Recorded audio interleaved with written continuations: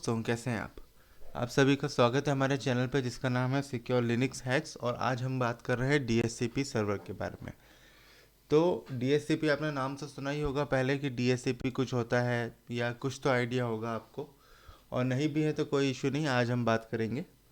तो डीएचसीपी एक सर्विस होती है जिसके थ्रू आप अपने ऑपरेटिंग सिस्टम में, अपने कंप्यूटर में एक आईपी असाइन कर सकते हो ऑटोमेटिकली। ठीक है। अब इसमें क्या होता है, जब आप अपने नेटवर्क कॉन्फ़िगरेशन पार्ट में जाते हो, वहाँ पे ऑटोमेटिक या डीएचसीपी सेलेक्ट करके ओके करते हो। इसके बाद जब आप अपना नेटवर्क चेक करोगे ना, तो आपके पास एक आईपी असाइन हो जाती है ऑटोमेटिकली। वो आईपी असाइन होती है डीएचसीपी की हेल्प से, इस सर्विस की मदद से। ठीक है। अब इसमें आईपी के साथ साथ आप अपने सबनेट, गेटवे और डीएनएस भी असाइन कर सकते हो। वो कैसे असाइन होगा वो हम अपने प्रैक्टिकल वाले पार्ट में देखेंगे। पर आज ये देखते हैं कि डीएचसीपी के थ्योरी में हम क्या क्या कवर करते हैं और कैसे डीएचसीपी वर्क करता है। ठीक है। तो डीएचसीपी में दो पोर्ट का यूज़ होता है, पोर्ट नंबर 67 और पोर्ट नंबर 68। जो पोर्ट नंबर 67 होता है ये सर्वर ऑफर के लिए होता है, मतलब सर्वर कनेक्शन के लिए जो पोर्ट नंबर ऑफर करता है वो 67 होता है।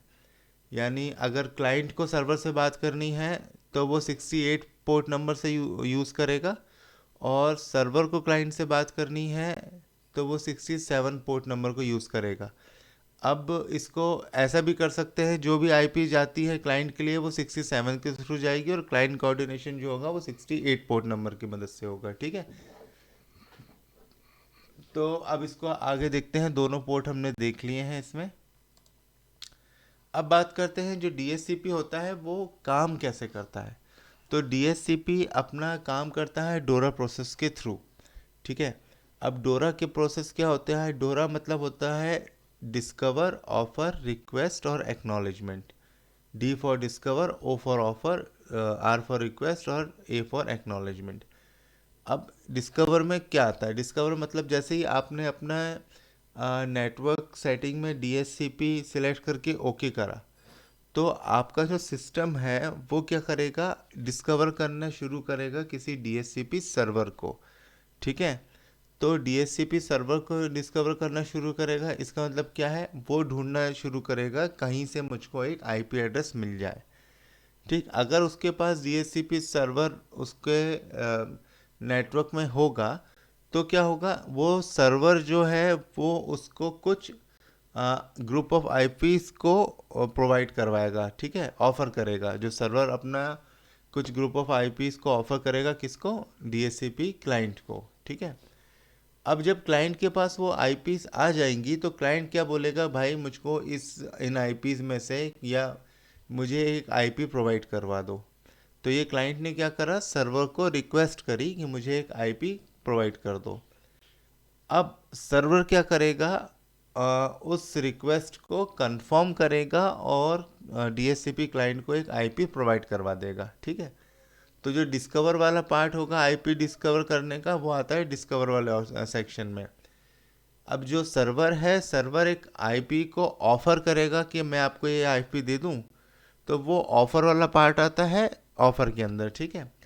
अब क्लाइंट क्या करेगा, एक आईपी की रिक्वेस्ट करेगा, बोलेगा कि यार कोई आईपी है आपके पास अवेलेबल तो वो आईपी मुझको दे दो, तो ये रिक्वेस्ट वाले सेक्शन में आ जाता है। और जब रिक्वेस्ट होने के बाद अगर सर्वर के पास कोई आईपी रही और उसने उस आईपी को कंफर्म करके वो असाइन करवा देगा, किसको, अपने डीएचसीपी क्लाइंट को, तो इस प्रोसेस को कहते हैं एक्नॉलेजमेंट। ठीक है। तो यहाँ पे हमने अपना डोरा प्रोसेस जो है वो देखा है कि डोरा प्रोसेस क्या होता है और काम कैसे करता है। चलिए हम चलते हैं अब अपने इंस्टॉलेशन पे। इंस्टॉलेशन पे क्या हमें इंस्टॉल करना है, हमें इंस्टॉल करना है डीएचसीपी सर्वर को। तो उसका यहाँ पे हम थोड़ा सा समझते हैं कि क्या लिखा हुआ है। सबसे पहले डीएचसीपी इंस्टॉल करने के लिए हमें लिखना पड़ता है यम इंस्टॉल डीएचसीपी। ठीक है। हाइफन वाई लगा देते हैं हम इंस्टॉलेशन के लिए, यस की परमिशन दे देते हैं।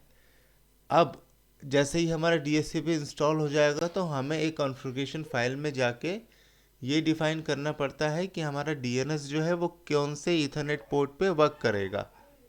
ठीक है।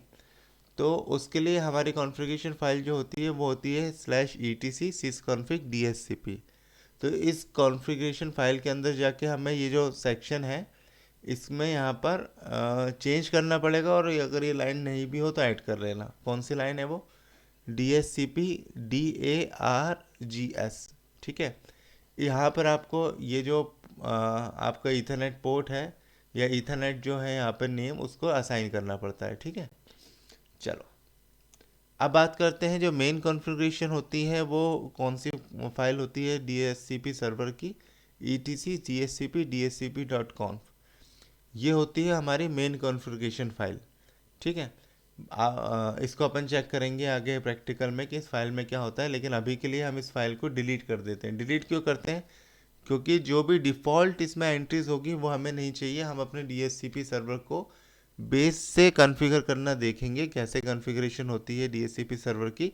तो हम इस फाइल को यहाँ पे डिलीट कर देते हैं, लेकिन प्रैक्टिकल फाइल में मैं आपको ओपन करके ज़रूर दिखाऊंगा कि इसमें होता क्या है। चलिए, अब DHCP की जो मेन कॉन्फ़िगरेशन फाइल है उसके साथ साथ एक डिफ़ॉल्ट सिंटेक्स फाइल भी होता है, जिसका लोकेशन होता है यूज़र शेयर डॉक DHCP उसका वर्जन और dhcp.com.example। ये एक्चुअली में DHCP की कॉन्फ़िगरेशन फाइल नहीं होती, लेकिन इसमें क्या होता है उसके DHCP के बारे में जो भी इंफॉर्मेशन होती है सिंटेक्स से रिलेटेड, तो वो सिंटेक्स की इंफॉर्मेशन आपको इस फाइल के अंदर मिल जाती है, ठीक है। चलिए आगे चलते हैं। जब हम अपने कॉन्फ़िगरेशन फाइल को बनाते हैं DHCP के अंदर, तो उसमें क्या कौन कौन सी एंट्रीज होती है वो एंट्रीज हम देखते हैं। तो सबसे पहले यहाँ पे लिखा हुआ है सबनेट और उसका नेट मास्क, ठीक है। तो यहाँ पे हम अपना सबनेट डिफाइन करते हैं, जैसे मैंने बोला हुआ है 60.0 से लेके 255.255.0 तक। मतलब जो भी मेरे आईपी की रेंज थी या क्लास सी की, वो मैंने पूरी की पूरी डिफाइन कर दी है, ठीक है। और इस रेंज में मेरी सारा का सारा सबनेट जो होगा, जो मेरा नेटवर्क होगा, वो इस रेंज के अंदर होगा। ये मैंने यहाँ पे डिफाइन कर दिया। उसके नीचे मैं डिफाइन करूँगा कि मेरा जो रेंज है वो स्टार्ट कहाँ से होगा और एंड कहाँ पे होगा, ठीक है। सॉरी। ये बेसिकली यूज़ कहाँ पे होता है कि आपके पास एक पूरा का पूरा नेटवर्क है, लेकिन आप अपने क्लाइंट को DHCP के थ्रू सिर्फ बताना चाहते हो कि पूरे नेटवर्क में से आप ये 10 IP 5 IP 20 IP यूज़ कर सकते हो, पूरा का पूरा नेटवर्क यूज़ नहीं कर पाओगे। इसलिए आपको अगर रेंज डिफाइन करनी हो IP की, तो आप यहाँ रेंज लिख कर डिफाइन कर सकते हो। जैसे लिखा है रेंज 192.168.60.2 से लेकर 192.168.60.254 तक, ठीक है।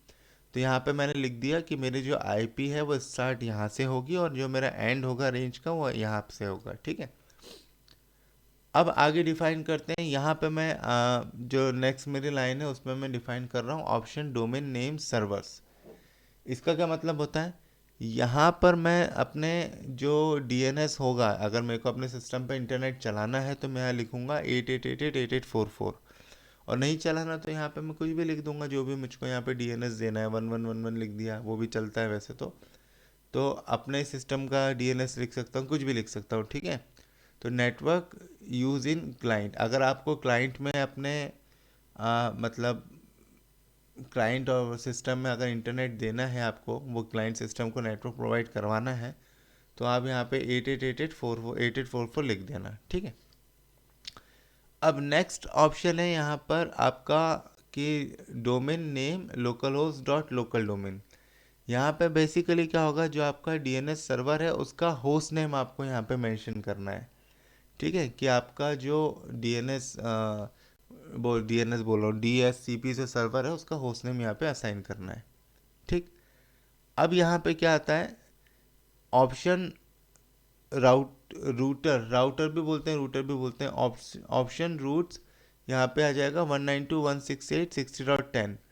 इसका मतलब क्या है, मेरे सर्वर की IP यहाँ पे मैंने डिफाइन कर दी 60.10, मतलब क्लाइंट के लिए जो मैंने रेंज दी थी 60.2 से लेके 60.254 तक, उसमें से मैंने एक IP डिफाइन करी है जो मेरी सर्वर की IP है, जो कि है 60.10, ठीक है। अब यहाँ पे लास्ट में दे दिया मैंने एक और IP जिसको बोलते हैं ब्रॉडकास्ट एड्रेस, भी डिफाइन करना पड़ता है कि भाई 255 जो है वो मेरा ब्रॉडकास्ट एड्रेस है। अब उसके बाद ऑप्शन आता है डिफ़ॉल्ट लीज टाइम 600, ठीक है। ये जो टाइम होता है 600, ये है यहाँ पे मिनट्स के अंदर टाइम। ठीक, मिनट्स क्या होता है कि मतलब जो टाइमिंग का मिनट्स होता है वो, और उसका 600 दे दिया है यहाँ पर। अब ये क्या होता है मैं आपको बताता हूँ। जो भी हमारे सिस्टम में आईपी असाइन होगी उस आईपी की ड्यूरेशन यहाँ पे सेट होती है। ठीक है, मान लो कि डिफ़ॉल्ट ड्यूरेशन है, जो आईपी हमने एक क्लाइंट को असाइन करवा दी वो 600 मिनट्स तक मिनिमम तो रहेगा ही रहेगा। ठीक है, अगर सिस्टम क्लाइंट का रीस्टार्ट हो गया तो बात अलग है, लेकिन चल रहा है तो इतने देर तक रहेगा ही रहेगा। लेकिन डिफ़ॉल्ट टाइम लिमिट ये है, और मैक्सिमम टाइम लिमिट है 7200। मतलब 7200 मिनट्स के बाद उस क्लाइंट के पास वो आईपी रहेगी नहीं, वो ऑटोमेटिकली सर्वर उस आईपी को चेंज कर देगा। और मिनिमम जो टाइम है, डिफ़ॉल्ट जो टाइम है वो होता है 600 मिनट्स का। ठीक है, कोई भी डीएससीपी जो क्लाइंट है किसी आईपी को कितने देर तक यूज़ कर सकता है उसकी एंट्री हमने यहाँ पर करी हुई है। तो 600 मतलब इतने डिफ़ॉल्ट में इतने देर तो रहेगा ही रहेगा, लेकिन मैक्सिमम में जाएंगे तो 7200, मतलब ये हमने फिक्स कर दिया। इसके बाद एक भी मिनट वो आगे नहीं चलेगा, आईपी अपने आप चेंज कर देगा। ठीक है, या कोई एरर दे देगा या बोलेगा खुद ही चेंज कर देगा टाइम देखने के बाद। पर इतना लंबा ही जाता नहीं है क्लाइंट क्लाइंट में, क्योंकि कई सारे सिस्टम्स होते हैं वो अपने आप ऐड और रिमूव होते रहते हैं, इसका नेटवर्क बंद चालू होते रहते हैं, तो अपने आप आईपी असाइन होती रहती है, इतने ड्यूरेशन तक चलता ही नहीं है। रिक्वायरमेंट के ऊपर भी होता है। चलिए, अब हम आगे देखते हैं कि अगर किसी क्लाइंट सिस्टम को हमने परमानेंट आईपी देना हो तो हम कैसे देते हैं। उसके लिए मैं एंट्री करूंगा यहाँ पे, जैसे मैंने लिख दिया होस्ट। होस्ट मतलब होता है मेरे क्लाइंट सिस्टम का जो होस्ट नेम है उसकी एंट्री यहाँ पे करूँगा। जैसे मैंने ऊपर सर्वर की एंट्री करी थी local host dot local domain करके, वैसे ही मैं यहाँ पे क्लाइंट के लोकल होस्ट या होस्ट नेम के उसकी एंट्री करूँगा। और उसके साथ साथ मैं लिखूँगा क्लाइंट का यहाँ पे हार्डवेयर एड्रेस। जो भी क्लाइंट का जो मैक एड्रेस है वो यहाँ पे मैं मेंशन करूँगा कि भाई इस होस्ट पे जो ये मैक एड्रेस रखा है उस मैक एड्रेस पे मुझे एक आईपी फिक्स करनी है, जो आईपी एड्रेस है 60.110। तो यहाँ मैंने लिख दिया फिक्स्ड हाइफन एड्रेस। कौन सा एड्रेस है? 192.168.60.110। तो इन 3 लाइन को लिख के मैं किसी भी क्लाइंट पर कोई भी एक आईपी परमानेंट फिक्स कर सकता हूँ, उसमें कोई लिमिटेशंस नहीं होगी टाइम की। जब मैंने फिक्स कर दिया तो क्लाइंट सिस्टम को मैं रीस्टार्ट भी करूँगा तो क्लाइंट सिस्टम मतलब उसमें वो फिक्स आईपी हो जाएगी। ठीक है, तो ऐसे हम अपने डीएचसीपी सर्वर को बनाते हैं, और ऐसे किसी भी क्लाइंट सिस्टम पे हम अपनी आईपी फिक्स कर सकते हैं। ठीक है, तो ये होता है एक ओवरव्यू हमने आपको दे दिया है कि कैसे कैसे कौन कौन सी लाइन लिखने के बाद या सर्वर में क्या आप चेंज करोगे तो क्लाइंट को आईपी प्रोवाइड होगी। ठीक, लास्ट में बस दो ही चीज़ें बचती है फिर कि आप सर्विस को डीएससीपी सर्विस को रीस्टार्ट कर दो, स्टेटस कर दो, इनेबल कर दो, चेक कर लो कि चल रही है कि नहीं चल रही है। और अगर इसको आपको लॉग्स देखना है डीएससीपी के तो आप वन लॉग्स मैसेज में जाके डीएससीपी के लॉग्स देख सकते हो। ठीक है, बाकी लीज टाइम का मतलब यही होता है। अब अगर कोई पूछे आपसे कि डिफ़ॉल्ट लीज टाइम क्या होता है तो वो 8 डेज तो डिफ़ॉल्ट होता ही है, लेकिन ये जो आप टाइम देते हैं यहाँ पर अपने मिनट्स के अंदर जो भी कॉन्फ़िगरेशन फाइल्स में, उसको आप चेंज भी कर सकते हो, आपके ऊपर डिपेंड करता है। ठीक है, तो डिफ़ॉल्ट टाइम तो वो 8 डेज़ का लेगा ही कि 8 दिन के लिए अगर आपका क्लाइंट चल रहा है या आपका सर्वर कंटिन्यूसली रनिंग है तो इतने टाइम तक तो आईपी आपके क्लाइंट को मिलेगी ही मिलेगी। उसके पहले अगर रीस्टार्ट हो जाता है तो हो सकता है चेंज हो जाए, लेकिन चलने के केसेस पे इतने टाइम तक तो फिक्स है ही। 600 720 डिफ़ॉल्ट वैल्यू है ही, तो इतने दिन के लिए आपके पास या इतनी ड्यूरेशन के लिए वो आईपी आपको मिल गई है। चलिए दोस्तों, आज की वीडियो में इतना ही। होप आपको वीडियो पसंद आया होगा, थ्योरी थोड़ी सी समझ में आई होगी। इसका हम प्रैक्टिकल पार्ट देखेंगे जल्दी से ही। और कौन सी चीज़ आपको समझ में नहीं आई है या कौन सी चीज़ आपको अच्छी लगी है कमेंट बॉक्स में लिख दीजिएगा प्लीज़, मेरी हेल्प हो जाएगी। आपको अंडरस्टैंडिंग के लिए मैं आपके डाउट क्लियर कर दूंगा।